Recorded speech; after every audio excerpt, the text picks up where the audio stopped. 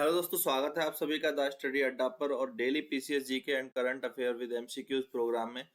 आज 21 फरवरी 2024 के महत्वपूर्ण प्रश्नों को करेंगे और उनसे संबंधित जो है जीके के कॉन्सेप्ट्स को भी समझेंगे। तो आज के प्रश्नों की शुरुआत करते हैं। जल्दी जल्दी आप सभी जो है लाइव जुड़ जाएं और बता दें कि आप जो है लाइव जुड़ गए हैं। तो आज का हमारा पहला प्रश्न है, प्रधानमंत्री नरेंद्र मोदी ने किस राज्य में श्री कल्की धाम मंदिर की आधारशिला रखी है? तो श्री कल्की धाम मंदिर की आधारशिला कहाँ रखी गई है, बताइए। बिहार, उत्तर प्रदेश, मध्य प्रदेश या महाराष्ट्र? तो ऑप्शन हो जाए, सही ऑप्शन है उत्तर प्रदेश में। तो उत्तर प्रदेश में जो है संभल में, अभी संभल में जो है हिंदू तीर्थ स्थल श्री कल्की धाम मंदिर का जो है आधारशिला रखी गई है। ये मंदिर बनाया जाएगा, किसके द्वारा बनाया जाएगा? श्री कल्की धाम निर्माण ट्रस्ट द्वारा। इसके अध्यक्ष हैं आचार्य प्रमोद कृष्णन। अभी कुछ समय पहले तक ये कांग्रेस में नेता थे, अब ये बीजेपी में चले गए हैं। तो ये मंदिर जो है भगवान कल्की का होगा। भगवान कल्की कौन है? ये भगवान विष्णु के 10वें अवतार माने जाते हैं। तो यहाँ पर बाकी 10 अवतारों के भी मंदिर बनाए जाएंगे और मुख्य रूप से जो है भगवान कल्की यानी 10वें अवतार का जो है मंदिर बनाया जाएगा, विष्णु के 10वें अवतार का। ये 5 एकड़ में बनेगा मंदिर और जिसे बनने में अभी 5 साल लगेंगे। तो इस मंदिर की आधारशिला रखी गई है। अभी हाल फिलहाल में प्रधानमंत्री जी के द्वारा जो भी उद्घाटन किए गए हैं उनको देख लेते हैं। तो असम के जोरहाट में वीर लचिन बर्फकन, इनकी 125 फुट ऊंची प्रतिमा का अनावरण किया गया था कुछ समय पहले। यूएई के आबू धाबी में प्रधानमंत्री जब यूएई के दौरे पर थे तो वहां पर बोचा सनवासी श्री अक्षर पुरुषोत्तम स्वामी नारायण मंदिर, इसका उद्घाटन किया गया था, यानी दुबई आबू धाबी के पहले हिंदू मंदिर का। और ये आप सभी को पता ही होगा 22 जनवरी 2024 को राम मंदिर की प्राण प्रतिष्ठा का कार्यक्रम भी अभी प्रधानमंत्री जी के द्वारा किया गया था। तो ये मुख्य चीजें हैं, यहाँ से भी प्रश्न पूछे जा सकते हैं। तो हाल फिलहाल में जो भी घटनाएं घटी हैं उन्हें भी हम कवर करते हैं और आज का करंट अफेयर्स देखेंगे और पिछले भी और कुछ जो है उनसे जुड़े हुए फैक्ट्स भी देखेंगे। तो इसी प्रकार का हमारा फॉर्मेट रहता है। तो देखिए, भारतीय टीम ने टेस्ट क्रिकेट में सबसे बड़ी जीत किस देश के खिलाफ जो है दर्ज की है? तो अभी इंग्लैंड, श्रीलंका, ऑस्ट्रेलिया या न्यूजीलैंड? इंग्लैंड से टेस्ट मैच में भारतीय टीम ने जो है सबसे बड़ी जीत दर्ज की है। तो ये राजकोट में अभी मैच खेला गया था, आपको पता ही होगा जो लोग क्रिकेट में थोड़ा बहुत इंटरेस्ट रखते होंगे। तो टेस्ट मैच चल रहे हैं भारत के इंग्लैंड से। तो राजकोट टेस्ट में भारत ने इंग्लैंड को 434 रनों से हराया, जो कि रनों के हिसाब से अब तक की भारत की सबसे बड़ी जीत है। ठीक है, तो रनों के हिसाब से 434 रन जो है कि जीत सबसे बड़ी जीत है। इसके अलावा इससे पहले 2021 में जो है रनों के हिसाब से न्यूजीलैंड को 372 रनों से भारत ने हराया था, तो वो अब दूसरी सब नंबर पर आ गई है। इंग्लैंड के लिए दूसरी बड़ी हार है, दूसरी सबसे बड़ी हार है इंग्लैंड के लिए रनों के हिसाब से। तो ये याद रखेंगे। अब हाल फिलहाल में खेल से जितने भी सवाल हमारे बनते हैं उन्हें देख लेते हैं। तो अभी जो है कल परसों के करंट अफेयर में हमने कवर भी किया था कि टेस्ट क्रिकेट में 500 विकेट लेने वाले दूसरे भारतीय खिलाड़ी कौन बन गए हैं? वो बन गए हैं रविचंद्रन अश्विन, और विश्व के ये 9वें नंबर के ऐसे करने वाले गेंदबाज हैं। वहीं चेन्नई सुपर किंग्स ने अपने ऑफिशियल स्पॉन्सर के लिए किसके साथ कॉन्ट्रैक्ट किया है? एतिहाद एयरवेज के साथ। दिसंबर में ICC player of the month कौन थे? पैट कमिंस और दीप्ति शर्मा थे। और पैट कमिंस कहाँ से हैं? ऑस्ट्रेलिया से। और दीप्ति शर्मा ये भारतीय खिलाड़ी हैं। फिर इस महीने जनवरी 2024 में कौन बने? पिछले महीने जनवरी 2024 के लिए, फरवरी के तो अभी आए नहीं, ICC player of the month summer Joseph और एमी हंटर, इनको चुना गया। Puberty athlete of the year 2023 ये विराट कोहली। इतिहास के सबसे महंगे खिलाड़ी आईपीएल के लिए, आईपीएल में जो सबसे महंगे खिलाड़ी मिचेल स्टार्क, जिन्हें कोलकाता नाइट राइडर्स ने खरीद लिया। तो ये चीज जो भी हमारे रिसेंटली जो खेल से खबरें चर्चा में रही, तो वो ये क्रिकेट से जुड़ी हुई खबरें ये हो गई। तो जिस भी खेल के बारे में हम पढ़ा करेंगे तो उस खेल के रिलेटेड जो भी खबरें हाल फिलहाल में भी चर्चा में रही हैं उन्हें भी एक साथ कवर कर लिया जाएगा। अब बैडमिंटन एशिया टीम चैंपियनशिप ये हुई, इसमें किस देश की महिला टीम ने गोल्ड मेडल जीता है, स्वर्ण पदक जीता है? भारत, चीन, मलेशिया, सिंगापुर? तो सही हो जाएगा भारत। अब भारत ने जीता है तो इसके बारे में हमें थोड़ा पता होना चाहिए, क्योंकि भारत अगर किसी खेल में जीता है और वो भी गोल्ड मेडल अगर जीता है तो उसके सवाल के आने के चांस ज्यादा रहते हैं। तो महिला टीम ने जीता है, किसने जीता है? बैडमिंटन महिला टीम ने। अब इस बैडमिंटन महिला टीम का जो नेतृत्व कर रही हैं वो कर रही हैं पीवी सिंधु और अनमोल खरब। इनके नेतृत्व में ये सीरीज में मलेशिया में जो शाह आलम स्थान है, शाह आलम में ये चैंपियनशिप हुई जहां पर भारत ने गोल्ड मेडल जीता है। और ये पहला गोल्ड मेडल है भारत की बैडमिंटन एशिया टीम का, महिला टीम का पहला गोल्ड मेडल है। इससे पहले पुरुष टीम ने 2016 और 2020 में 2 कांस्य पदक जीते थे। भारतीय पुरुष टीम ने इससे पहले 2016 और 2020 में 2 कांस्य पदक जीते थे इसमें एशियाई चैंपियनशिप में। ठीक है,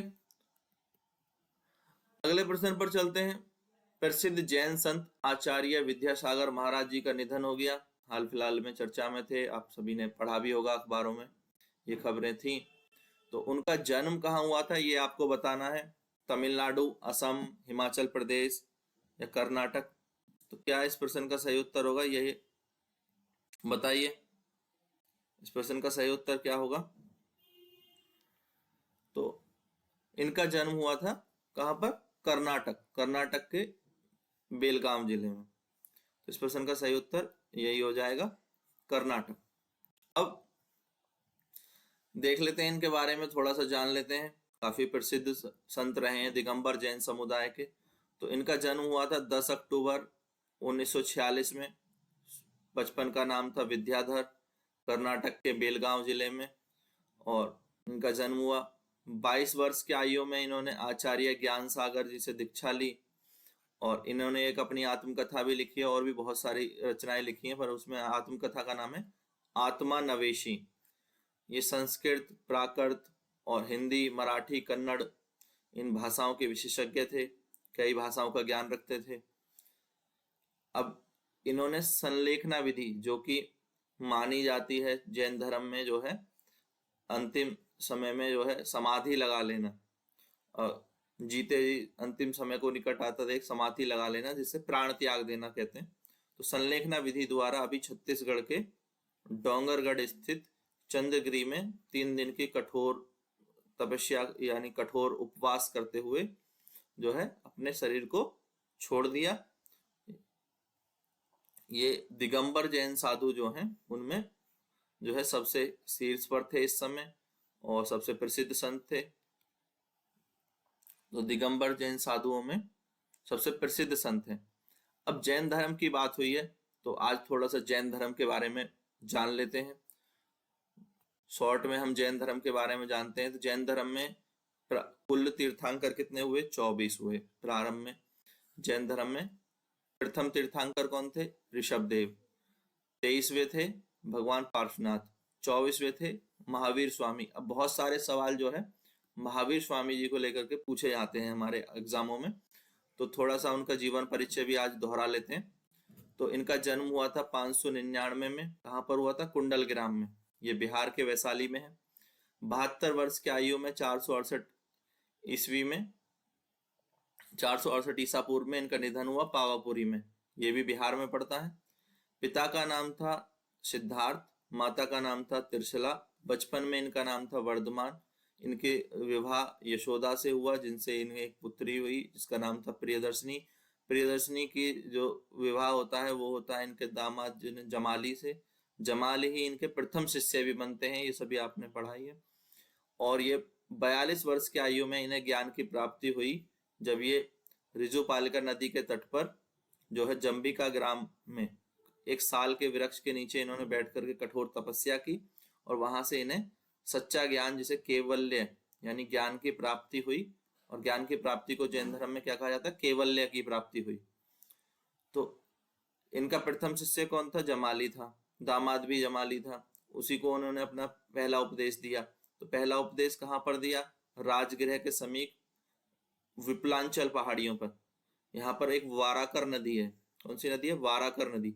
तो वाराकर नदी के किनारे इन्होंने अपना पहला उपदेश दिया और अपने पहले ही उपदेश में अहिंसा, करुणा और सत्य की शिक्षा जो है वो लोगों को दी। पंचशील सिद्धांत के प्रवर्तक कहे जाते हैं महावीर स्वामी। पंचशील, जिसमें पंचशील कौन कौन से हैं? तो 5 शील है: अहिंसा, सत्य, अस्तेय, अपरिग्रह, ब्रह्मचर्य। तो इसमें जो 5वां व्रत है ब्रह्मचर्य, ये किसके द्वारा दिया गया? महावीर स्वामी जी के द्वारा। और पहले 4 किसके द्वारा दिए गए? पार्श्वनाथ जी के द्वारा। जो 23वें तीर्थंकर थे, उन्होंने 4 जो है सिद्धांत बताए थे: अहिंसा, सत्य, अस्तेय, अपरिग्रह। और 5वां सिद्धांत ब्रह्मचर्य के पालन की सीख महावीर स्वामी जी के द्वारा दी गई थी। तो ये हमने एक ब्रीफ में जो है जैन धर्म से रिलेटेड फैक्ट्स को देख लिया। यहां तक सब क्लियर है? अगले प्रश्न पर चलते हैं। तो अगला प्रश्न है 58वें ज्ञानपीठ पुरस्कार। कौन सा? 58वें ज्ञानपीठ पुरस्कार के लिए किसे नामांकित किया गया है? तो ज्ञानपीठ पुरस्कार जो है साहित्य के लिए भारत में दिए जाने वाला सबसे बड़ा पुरस्कार माना जाता है। तो ये किसको दिया गया है? और ये दिया गया 2023 वर्ष के लिए।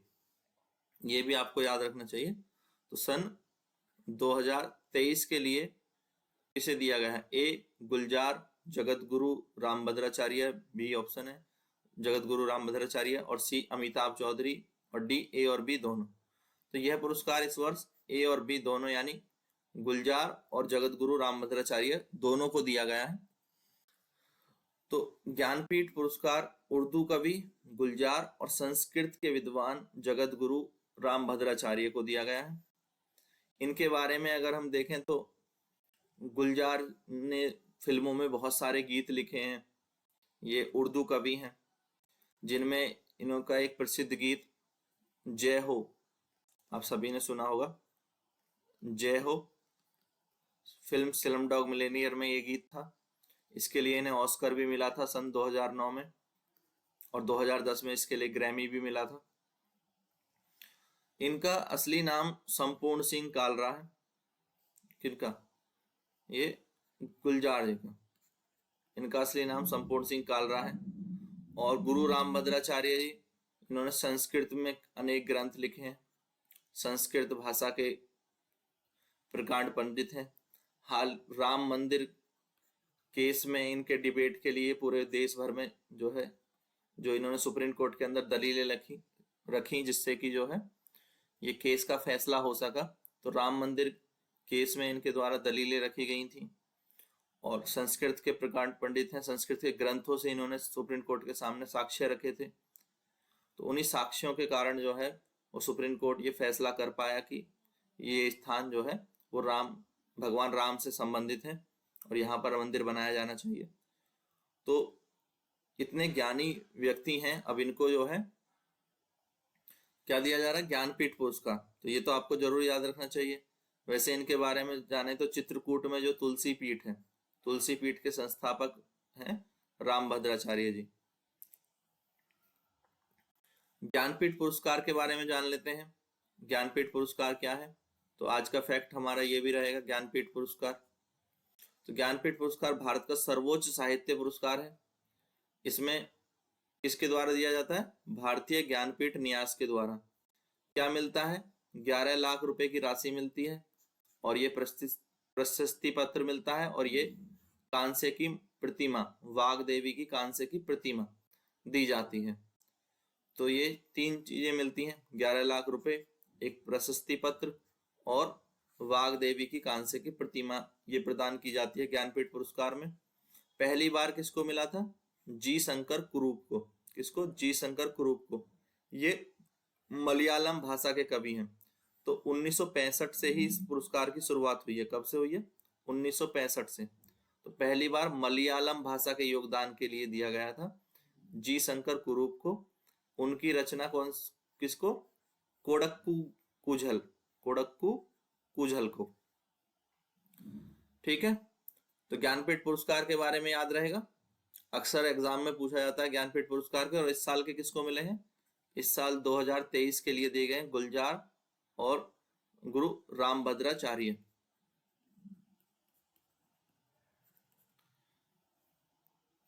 गुलजार जी को मिला है उर्दू भाषा में और रामभद्राचार्य जी को संस्कृत भाषा में।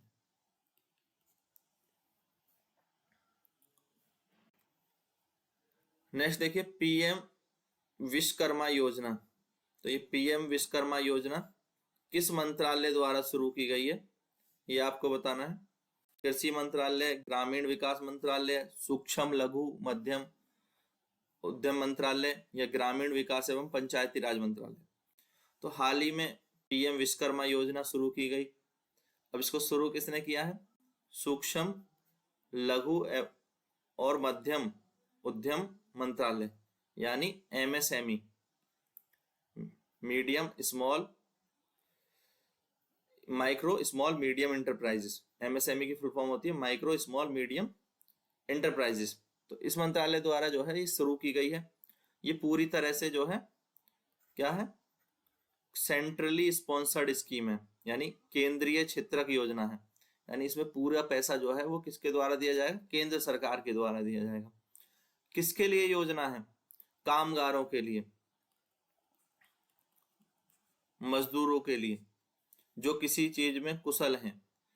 18 प्रकार के व्यवसायों में जो शामिल हैं, जैसे लोहार, सुनार, मिट्टी के बर्तन बनाने वाले, कुम्हार, बढ़ई, मूर्ति कला जानने वाले, इस तरह से नाई इत्यादि। इनको क्या करा जाएगा? इनको ट्रेनिंग मिलेगी और ट्रेनिंग के बाद विश्वकर्मा प्रमाण पत्र मिलेगा, प्रधानमंत्री विश्वकर्मा प्रमाण पत्र मिलेगा और इससे इनका एक कार्ड बन जाएगा।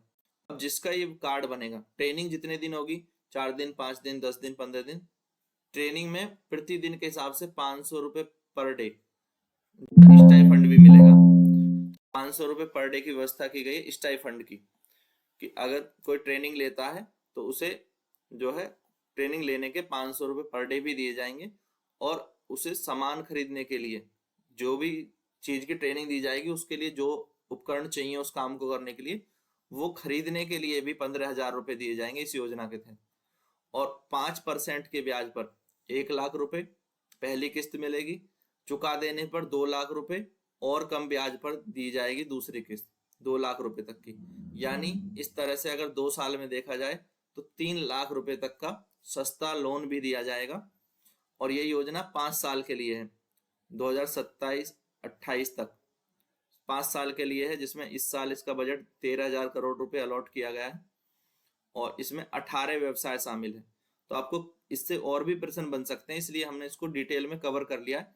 ये योजना चर्चा में रहेगी और पेपर में इससे सवाल आने के बहुत ज्यादा चांसेस हैं, इंपॉर्टेंट है।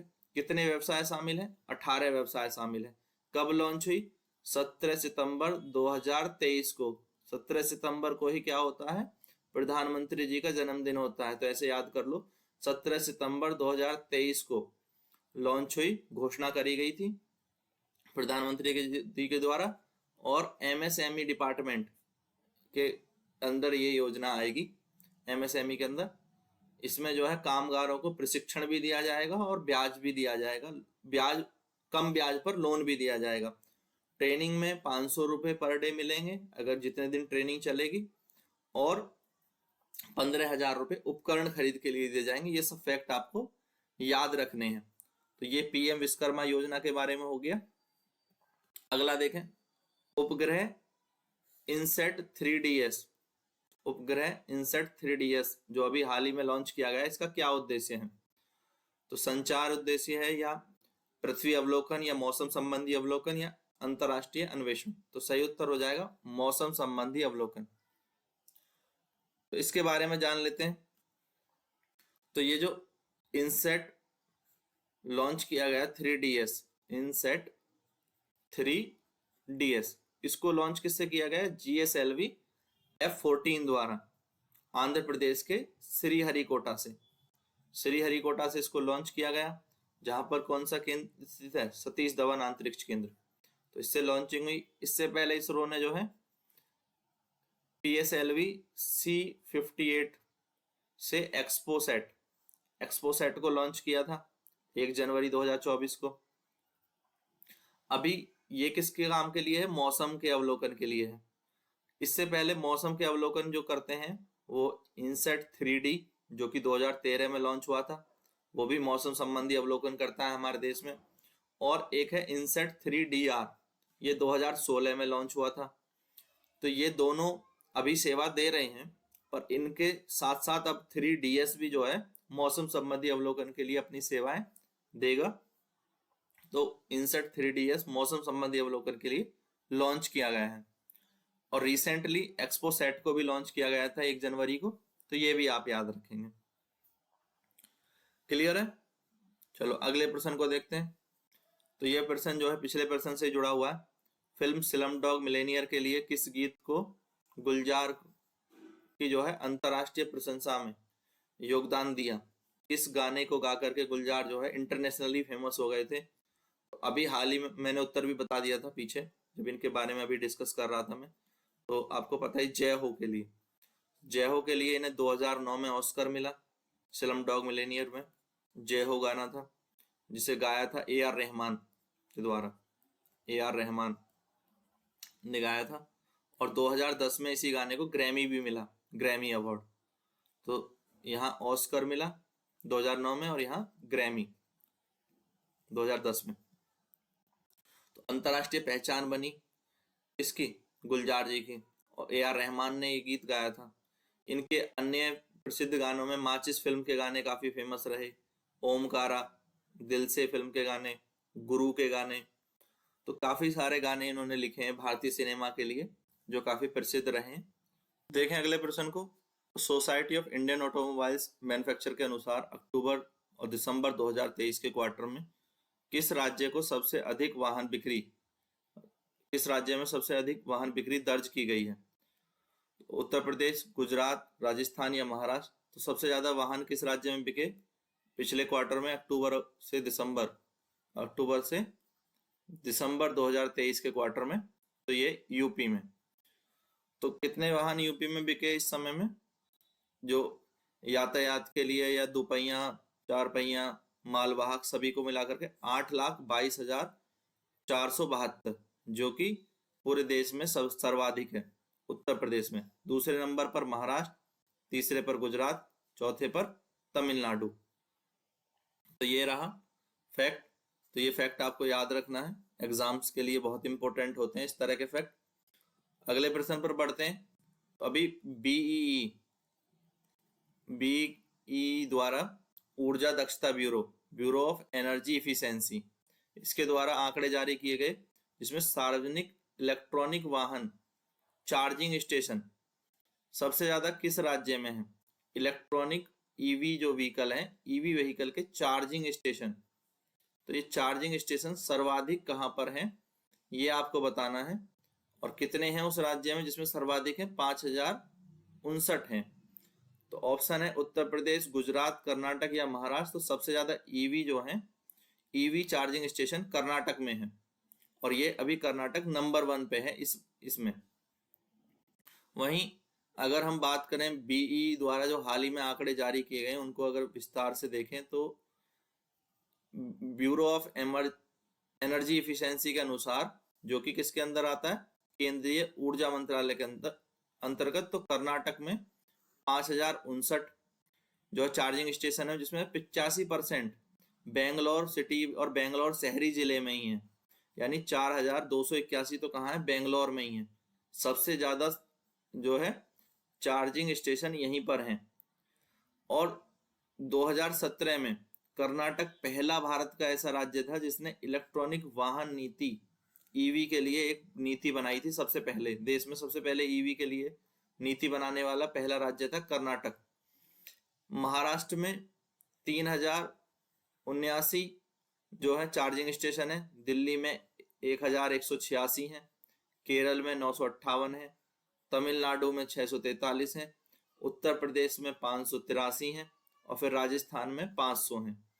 तो अगर ईवी व्हीकल के मामले में बात करें, सबसे ज्यादा व्हीकल कहाँ है, तो व्हीकल जो है सबसे ज्यादा उत्तर प्रदेश में है। इलेक्ट्रिक व्हीकल 7.5 लाख के आसपास ये संख्या पहुंच गई है, ठीक है, 7,45,000। महाराष्ट्र दूसरे नंबर पर आता है इलेक्ट्रिक व्हीकल की संख्या में, वहां 4,15,000 से अधिक जो है ईवी है। कर्नाटक में 3,31,000 से अधिक ईवी है। तो ये भी आपको याद रखना है, ईवी सबसे ज्यादा कहाँ पर है इलेक्ट्रिक व्हीकल, वो यूपी में है। और चार्जिंग स्टेशन अभी सबसे ज्यादा कहाँ है, वो कर्नाटक में है। तो कर्नाटक की राजधानी बेंगलोर है और यहाँ के मुख्यमंत्री सिद्धरमैया है वर्तमान में। उप मुख्यमंत्री DK शिव कुमार हैं और राज्यपाल जो है वो थावरचंद गहलोत हैं। तो ये बातें भी आपको याद रखनी है, ठीक है। तो आज के हमारे सभी प्रश्न हो गए। अब एक प्रश्न आपके लिए होमवर्क के रूप में, इस प्रश्न का उत्तर आपको जो है नीचे कमेंट बॉक्स में देना है। तो आप कमेंट करके बताएंगे कि इस प्रश्न का क्या उत्तर है। फीफा की रैंकिंग में जो है भारत की फुटबॉल टीम अभी कौन से स्थान पर रही, यही आपको बताना है। वीडियो पसंद आए तो लाइक जरूर कर दें, शेयर कर दें, और जो भी आपकी राय है इस वीडियो के बारे में वो हम तक जरूर पहुंचाएं, और चैनल को सब्सक्राइब करना ना भूलें। Thank you, thanks for watching.